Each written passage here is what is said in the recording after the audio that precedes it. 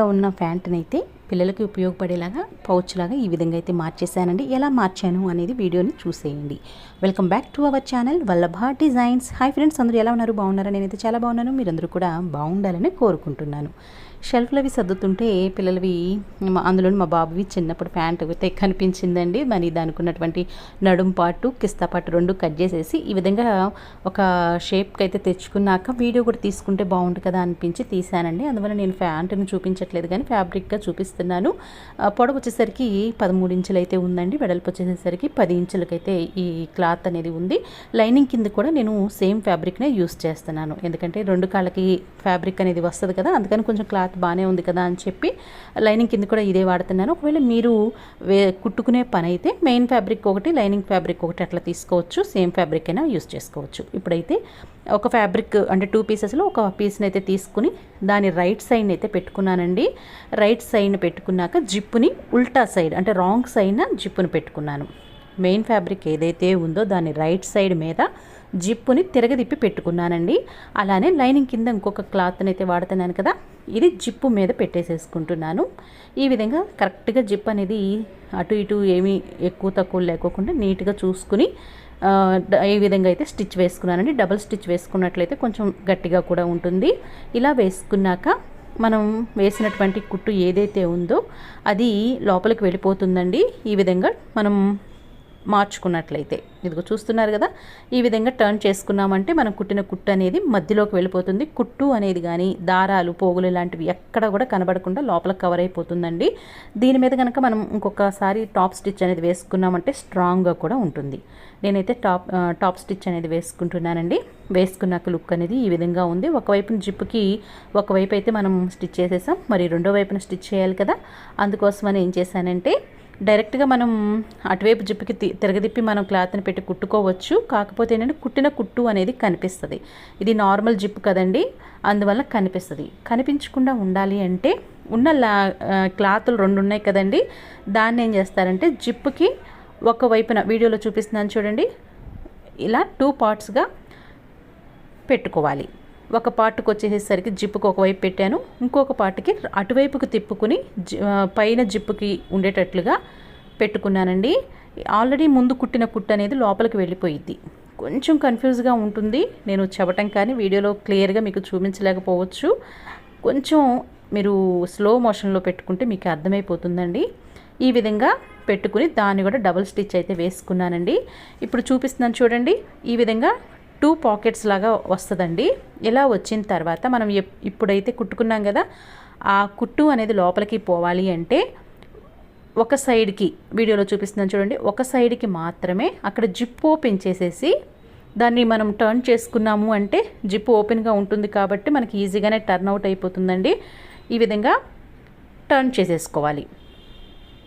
ఇలా టర్న్ చేసుకున్నామంటే మనం కుట్టిన కుట్టు అనేది లోపలికి వెళ్ళిపోతుంది.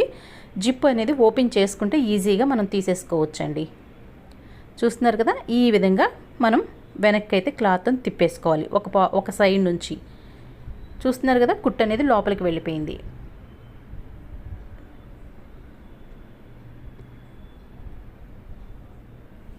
ఈ విధంగా లోపలికి అయితే స్టిచ్ అనేది వెళ్ళిపోతుందండి, మనకు కనబడదు. ఇప్పుడు జిప్పు క్లోజ్ చేసాము అంటే మీకు లుక్ అనేది అర్థమైపోతుంది.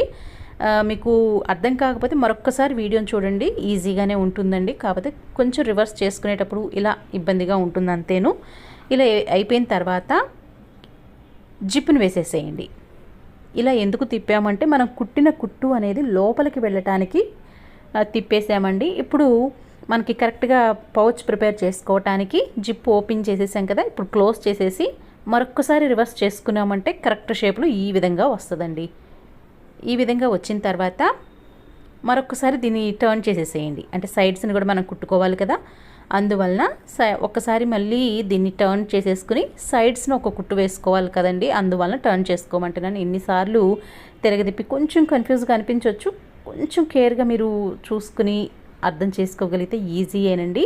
వీలుంటే నేను మరొకసారి ఇలాంటిది పౌచ్ని క్లియర్గా తిప్పేది అదంతా కూడా చూపించడానికైతే తప్పకుండా ట్రై చేస్తానండి. టాప్ స్టిచ్ని కూడా వేసుకున్నాను. ఎక్కడా కూడా మనకి జిప్పుల దగ్గర 2 వైపులా కూడా కుట్టు అనేది కనపడకుండా ఉండటం కోసం ఈ విధంగా నేను చేసుకున్నానండి. ఈ విధంగా చేసిన తర్వాత ఏం చేస్తారంటే జిప్పు ఇప్పుడు క్లోజ్ చేసేసాం కదా, ఈ విధంగా ఎగుడు దిగుడు అట్లా ఏమీ లేకోకుండా సమానంగా జిప్పు పైకి వచ్చేలాగా పెట్టుకుని కింద మిడిల్ పార్ట్ ఏదైతే ఉందో అక్కడ అటువైపు ఇటువైపు ఒక మార్కింగ్ అనేది చేసుకుంటున్నానండి. ఇది ఎందుకు అంటే ఈ జిప్పు అనేది మనం మార్కింగ్ చేసుకున్నాం కదండి, ఆ సెంటర్కి వచ్చేటట్లుగా పెట్టుకుంటే మనం పౌచ్ అనేది చేసినప్పుడు అది నిలబడి ఉండటానికి సపోర్ట్ అవుతుంది.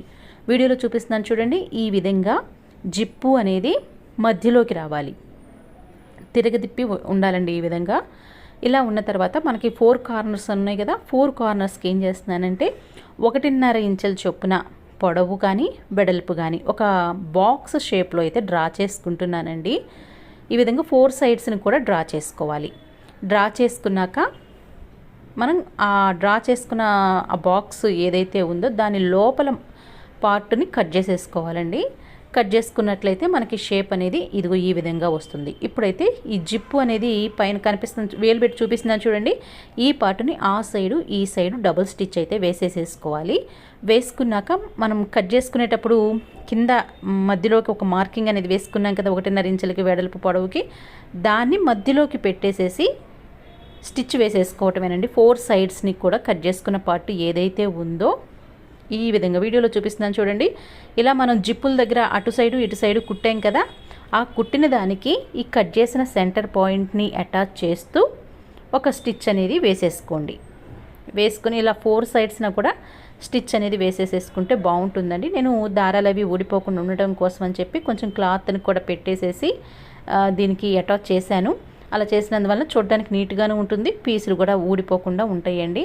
ఇది ఆప్షనలేను. కింద వైపు చూపిస్తున్నాను చూడండి, కింద వైపున ఉంది ఇట్లా క్లాత్ అనేది అటాచ్ చేసింది.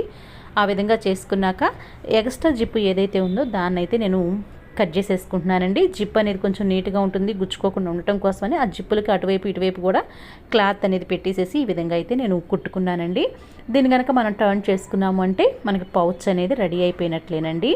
ఈజీ ప్రాసెస్సేను, కాకపోతే కొంచెం నేను మీకు అర్థమయ్యేలాగా చెప్పలేకపోవచ్చు. నెక్స్ట్ టైం తప్పకుండా మీకు ఈ ఎలా నేను తిరగదిప్పి పెట్టాను ఇదంతా కూడా వీలుంటే చూపిస్తానులేండి. మరి దీంట్లో చక్కగా పిల్లలకు సంబంధించిన పెన్సిల్స్ కానీ పెన్స్, కలర్ పెన్స్, వాళ్ళకి యాక్టివిటీకి సంబంధించినవి ఏవో ఒకటి ఉంటూనే ఉంటాయి కదా, స్కెచ్ పెన్స్ లాంటివి, అవి చక్కగా పెట్టుకుని వెళ్ళొచ్చండి. దాదాపుగా ఈ పౌచ్లో ఒక 50-60 పెన్నులు ఈజీగా పట్టేస్తాయండి. లేదు మేకప్కి సంబంధించిన ఐటమ్స్ ఏదైనా ఉన్నా కూడా దీంట్లో ట్రావెల్ చేసేటప్పుడు చక్కగా పెట్టుకుని వెళ్ళిపోవచ్చు. ఏదైనా బీరువాలో పెట్టుకునేటప్పుడు గోల్డ్ జ్యువెలరీ అక్కడ ఒకటి అలా పెట్టుకోకుండా ఇలాంటి పౌచెస్ కనుక ప్రిపేర్ చేసుకుని పెట్టుకున్నట్లయితే అన్నీ కూడా ఒకే పౌచ్లో మనం స్టోర్ చేసుకోవచ్చు. మల్టీపర్పస్ కింద ఈ పౌచ్ని అయితే మనం యూస్ చేసుకోవచ్చండి. మరి చిన్న క్లాత్లే కానీ ఉపయోగాలు చాలా రకంగా మనం ఉపయోగించుకోవచ్చు. కాబట్టి ఒకసారి మీరు కూడా మీ దగ్గర ఉన్నటువంటి వేస్ట్ మెటీరియల్ ఏదన్నా క్లాత్లు కనుక ఉన్నట్లయితే పడేయకుండా 1-2 సార్లు ట్రై చేస్తూ ఉంటే ఇలాంటి పౌచుల్ని మనం ఎక్కువ డబ్బులు పెట్టి బయట కొనకుండా మన పిల్లలకి మనమే మన చేతులతో చేసి ఇవ్వచ్చండి. వాళ్ళకి కూడా హ్యాపీగా ఉంటుంది. మనం చేసిన వాటిని పిల్లలు యూస్ చేస్తూ ఉన్నప్పుడు ఆ హ్యాపీనెస్ మనకు కూడా అంతో ఇంతో ఒక సాటిస్ఫాక్షన్ అనేది ఉంటుంది. కాబట్టి ఒకసారి మీరు ట్రై చేయండి. ఇది పెద్ద కాస్ట్ కూడా కాదు, ఒక జిప్పుకు మాత్రమే అమౌంట్ పడుతుంది. ఈ ఐడియా మీకు నచ్చిందని అనుకుంటున్నాను. నచ్చినట్లయితే తప్పకుండా ఒక చిన్న లైక్, ఒక చిన్న కామెంట్ అయితే చేయండి. మరి ఇలాంటి మరిన్ని వీడియోస్ కోసం మన ఛానల్ని సబ్స్క్రైబ్ చేసుకోకపోతే తప్పకుండా సబ్స్క్రైబ్ చేసుకుని నన్నైతే ఎంకరేజ్ చేయండి. Thank you.